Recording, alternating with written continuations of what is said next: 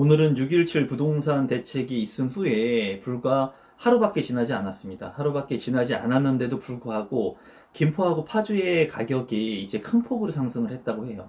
무려 7천만 원이나 가격 상승을 이루었다고 하는데 그거에 대한 부분에 있어서 제 생각을 좀 공유해 보려고 하고 제 경험담을 여러분들한테 좀 말씀드려 보려고 합니다. 이 영상을 우리 구독자분들께서 꼭 끝까지 한번 보시고 참고하시면 좋을 것 같습니다. 임성배 TV 보는가 덴데크 6.17 대책이 나온 지 불과 얼마 되지도 않았는데 이제 규제 지역으로 묶다 보니까 수도권 전역을 묶다 보니까 거기에서 빠진 김포와 파주에 호가가 이제 하루 새에 7천만 원이 넘게 올랐다고 합니다. 7천만 원. 그러니까 아무래도 풍선 효과로 인해서 사람들이 비규제 지역 같은 경우에는 이제 전매 제한이라든가 안 그러면 이제 대출 규제라든가 이런 것들이 아무래도 좀 완화적인 부분이 있다 보니까 7천만 원의 효과가 지금 올라가고 있는 상황이고 천안하고 아산까지도 이제 풍선 효과가 올랐다고 해요. 그래서 기사를 이제 살펴보면은 김포 한강 신도시 같은 경우에 롯데캐슬이 하루에 10건 넘게 거래가 됐다고 합니다. 그러니까 비조정 대상 지역에서 이제 규제 지역에서 빠지면서 아무래도 이 지역의 풍선 효과로 사람들이 관심을 많이 갖고 또 투기 세력들 또는 뭐 실거래를 통한 실수요 세력들도 분명히 진입을 했을 것이라고 생각을 하는데 일단은 이러한 지역들의 풍선 효과 그 효과가 바로 나타나기 시작했다는 거예요. 그래서 기사를 좀 읽어보면은 대책 발표 당일부터 경기, 김포, 파주 등과 충남, 천안 등의 매수세가 몰리고 있다. 그리고 지방에서는 충남, 천안과 아산이 들썩인다. 인근 대전과 충북, 청주가 조정 대상 지역으로 묶인 덕분이다. 2억에서 3억 원대 소형 아파트 매물을 찾는 문의가 빗발치고 있다.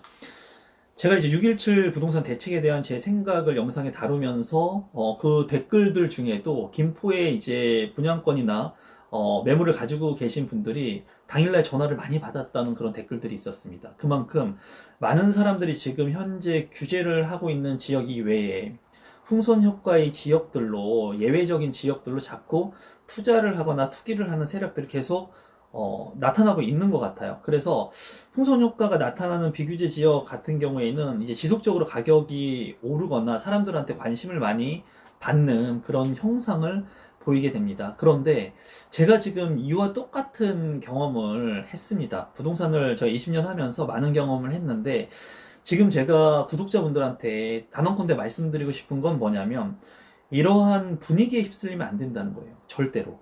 이런 분위기에 휩쓸려서 내가 김포나 파주에 내가 아파트를 살려고 하는, 분양권을 살려고 하는 그런 계획이 없었어요. 우리 구독자분께서. 그런데도 불구하고 이렇게 김포나 파주의 아파트 가격이나 분양권의 가격이 하루 새에 7천만 원씩 올랐다 하는 이런 기사들을 봤을 때는 사람은 마음이 흔들리게 됩니다. 흔들리게 돼요. 그래서 부동산에서는 심리적인 요인이 굉장히 중요한데 저 같은 경우에 어떤 경험을 했냐면 제가 2003년도부터 부동산의 14회 공인중개사 자격증을 따고 이제 상가 컨설팅부터 시작을 했다고 말씀을 드렸어요. 그래서 제가 처음에 계약한 것은 어디였냐면 압구정동에 있는 제가점을 계약을 하면서 그때 당시에 상가 점포 컨설팅 수수료 400만 원을 받았습니다. 그때 당시에 제 친구들이 80만 원씩 돈을 받았는데 월급을 굉장히 큰 돈이었어요. 한 5배가 넘는 돈이었기 때문에. 그래서 강남권에 있는 아파트들이 아닌 상가 컨설팅을 통해서 제가 그때 부동산에 입문을 하면서 이제 여러 가지들을 겪게 되죠. 겪으면서 어떤 시기가 오냐면 그래서 제가 있었던 그 부동산 시장 중에 2006년부터 2007년도, 2008년도의 시장을 제가 아직도 뚜렷하게 기억을 하고 있어요. 그때에는 어떤 시장이었냐면 뉴타운 바람이 불었죠. 그래서 빌라라는 빌라, 다세대 주택이라는 다세대 주택은 누구나 다 그 주택을 소유하고 싶어서 아주 미쳐있던 상황이었어요. 그래서 어떤 현상이 일어났냐면 경매 같은 장, 경매 시장에 만약에 그때 진입을 해서 제가 경매장에도 많이 갔었는데 경매 입찰장에 가면은 아기를 업은 엄마들이 있었고 할아버지 남녀노소부터 시작해가지고 빌라 하나 조그만한 하나 빌라 하나 뭐 12평 15평짜리를 입찰에 참여하는데 150대 1이었습니다. 150대 1. 아마 그때 당시에 이 영상을 보시고 경매에 관심을 갖고 계셨던 분들이나 2005년부터 2007년도 그리고 2008년도에 글로벌 금융위기가 오기 전까지 그때의 시장을 회상해서 부동산 투자를 했거나 주택을 구입했던 분들은 제 얘기를 100번 공감을 하실 거예요. 그때 분위기가 어땠냐면은 그냥 묻지마 투자, 그냥 사는 겁니다. 무조건 사면 뉴타운 될 거니까 무조건 사는 거예요. 그래서 입찰장에 들어가도 감정가가 7천만 원에 빌라면은 8천만 원, 9천만 원, 1억 원에 낙찰이 되는 거예요. 정말 말도 안 되는 그런 시장이었거든요. 그래서 제가 느끼는 것은 그때 2005년도부터 2007년도에 그 부동산 시장에 관한 그런 느낌을 받는다는 거예요. 그때 저도 실패를 한 경험이 있거든요. 분위기에 휩싸여가지고 아무리 부동산 전문가고 그때 당시에는 뭐 제가 2003년도에 부동산 시작했으니까 3, 4년밖에 되지 않았고 나이도 30살이 채 안 됐습니다. 뭐 26, 7살밖에 안 됐기 때문에 뭐 돈을 많이 벌기도 했지만 뭐 실패한 경험, 아주 값진 경험을 제가 가지고 있어요. 그래서 제가 이제 구독자분들한테 말씀드리고 싶은 것은 김포라고 하는 지역, 파주라고 하는 지역, 지금 그 조정대상 지역에서 규제 지역에서 빠졌지만 좋은 지역이에요. 좋은 지역이지만 이 지역에 내가 주택을 구매해서 실수요 기반이 아닌 분들이 단순히 이렇게 하루에 7천만 원 올랐다? 뭐 아주 난리가 났어요, 신문에서. 아주 그리고 뭐 블로거들 보면은 아주 난리가 났더라고요. 근데 그런 거에 절대 휘둘리면 안 된다는 거예요. 부동산이라고 하는 것은 내가 필요한 부동산을 사야 되는 거예요. 내가 보고 가치가 있다고 입지를 판단해서 이 입지 분석을 하고 그 입지가 나한테 맞는지 아닌지. 제가 입지 가치를 평가하는 그런 영상도 올려놨죠. 제가 상단에 링크를 하나 걸어 놓겠습니다. 그 영상에서도 얘기한 것은 모든 아파트의 입지를 획일적으로 좋다, 나쁘다고 얘기할 수 없는 거예요. A라고 하는 사람한테는 이 입지가 나쁠 수도 있고 B라고 하는 사람한테는 좋을 수도 있는 겁니다. 다만 부동산을 선정할 때 이 입지라고 하는 것이 대다수의 사람들이 좋다고 판단하는 그런 입지의 아파트를 선정했을 때, 그런 부동산을 매입했을 때 내가 황금성, 즉 팔아가지고 처분 수익을 얻을 수 있는 그런 것들이 이제 극대화된다는 점은 이따가 말씀을 드릴 수가 있겠죠. 그래서 제가 말씀드리고 싶은 것은 우리 구독자분들 중에 이런 분들이 반드시 계실 수도 있을 것 같아요. 아, 이제 다 규제 지역으로 묶였으니, 그리고 대출에서 좀 자유로울 수 있고, 그리고 규제 지역이 아닌 곳, 세금을 좀 완화돼서 피할 수 있는 곳이 이제 김포하고 파주밖에 없구나. 그러니까 빨리 하루라도 내가 여기를 계약해야 되겠구나 하는 생각을 하시는 분이 반드시 있을 수 있다는 거예요. 부동산은 제가 이제 느끼는 거지만, 내가 쫓기게 됐을 때, 내가 무언가에 어떠한 거에 쫓기게 됐을 때 내가 실수를 하게 되고 오판을 하게 됩니다. 그래서 지금 같은 경우에 이렇게 불안한 시기, 그리고 아파트 가격들이 큰 폭으로 오르고 많은 유동자금이 이렇게 흘러가는 시기라고 해가지고 주택 가격이 조정기는 반드시 올 거예요, 여러분. 이거는 제가 20년을 하면서 느낀 겁니다.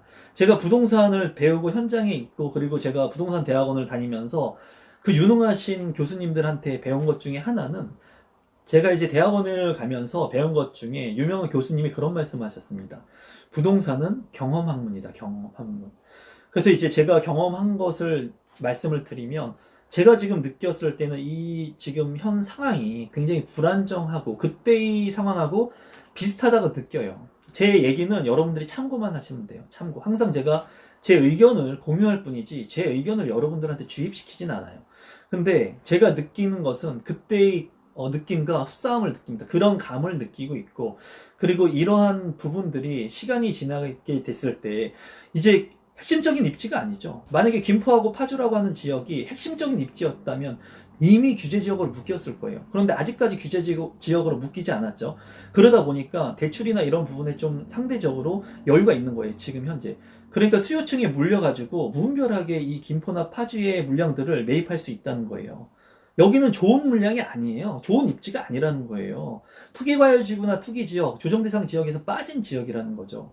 그런데 이제 마지막 남은 수도권의 지역이니까 많은 사람들이 떠밀려 가지고 이 아파트들의 호가를 주고 분양권이나 이런 것들을 매수할 수 있다라는 거죠. 근데 우리 구독자분들은 그렇게 하지 말라는 거예요. 다만 우리 구독자분들 중에 김포와 파주의 실거주를 기반을 두고 있다. 그리고 청약 통장은 있지만 청약 감점이 굉장히 낮고 청약을 통해서 내가 당첨되기가 굉장히 희박하다. 그러신 분들은 이런 지역들을 관심 갖고 실거주 기반이 강한 분들은 계획을 하고 계셨다면 매입해도 괜찮다는 거예요. 향후에는 이런 인플레이션이나 부동산은 시간을 사는 거기 때문에 부동산의 가격이 올라갈 수 있는 여지가 있기 때문에. 하지만은 이런 단순한 시장 상황 흐름에 따라서 이렇게 무분별하게 부동산을 사게 됐을 때는 제가 경험을 해봤습니다, 여러분. 제가 그런 실패한 경험이 있어요.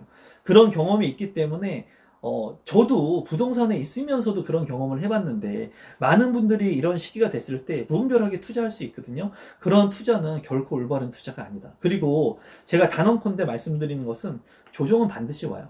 2005년, 2006년, 2007년도에 이렇게 2008년 이후에 침체기를 겪으면서 오랜 시간 동안 조정기를 맞을 거라고는 그 누구도 예상을 못했어요.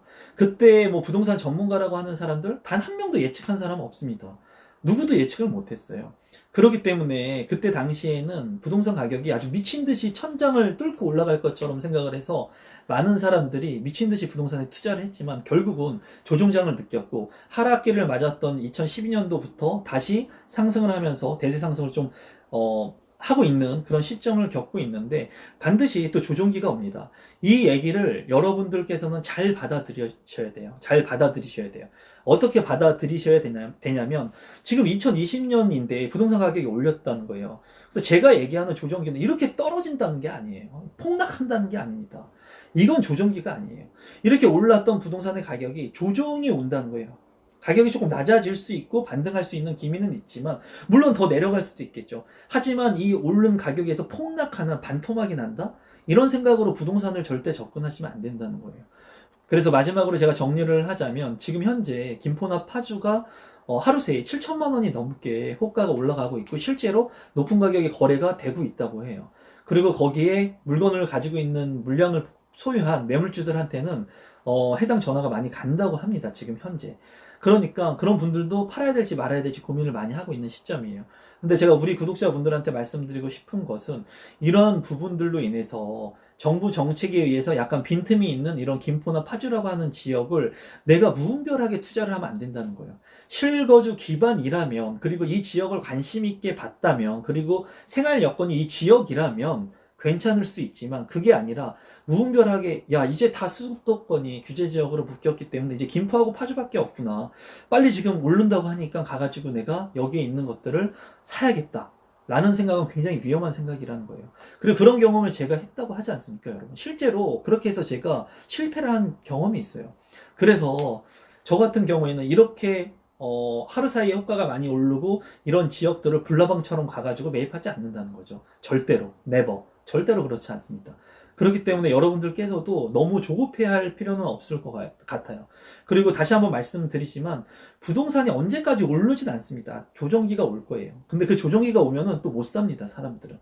그렇기 때문에 지금 재테크 마인드에 대한 관념을 가지고 재테크에 대한 책들을 많이 읽고, 제 영상에서도 재테크 마인드에 대한 것이 여러분들한테 직접적으로 돈을 벌어주는 것이 아닌데 제가 영상에서 다루는 이유는, 그 재테크 마인드에 대한 부분이 굉장히 중요하기 때문이에요. 굉장히.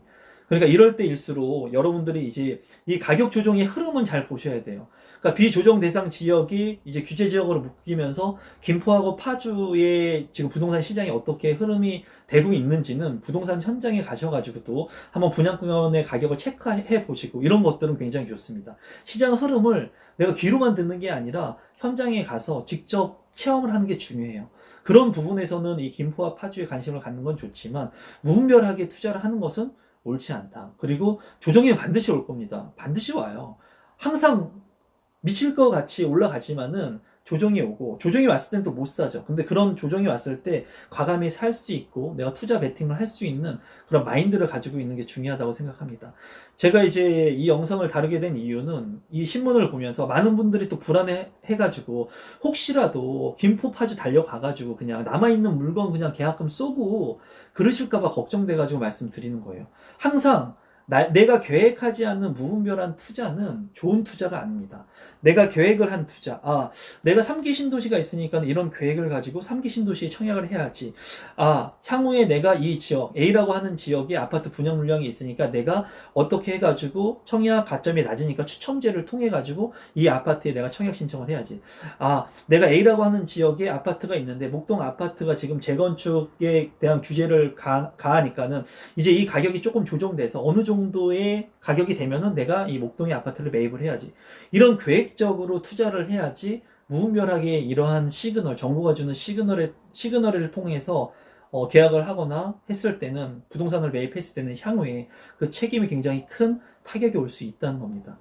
그래서 오늘은 아마 많은 분들이 힘드실 것 같아요. 그리고 부동산 대책들이 너무나 많이 지금 쏟아지고 있고 많이 혼란스러울 것 같은데 모르겠습니다. 제가 조금이라도 도움이 됐으면 좋겠다는 생각으로 여러분들한테 제가 가지고 있는 생각을 오늘 공유를 해봤고, 이 신문 기사를 읽으면서 우리 구독자분들이 혹시라도 우를 범하는 일이 있지 않을까 싶어서 제가 이 영상을 한번 빠르게 제작해 봤습니다. 그럼 오늘 영상은 이것으로 마무리 짓도록 할 거고, 제 영상이 조금이라도 도움이 되신 분들은 구독 버튼, 좋아요 버튼 눌러주시면 제가 영상을 만드는데 아주 큰 힘이 됩니다. 그럼 오늘 영상은 이것으로 마무리 짓도록 하겠습니다.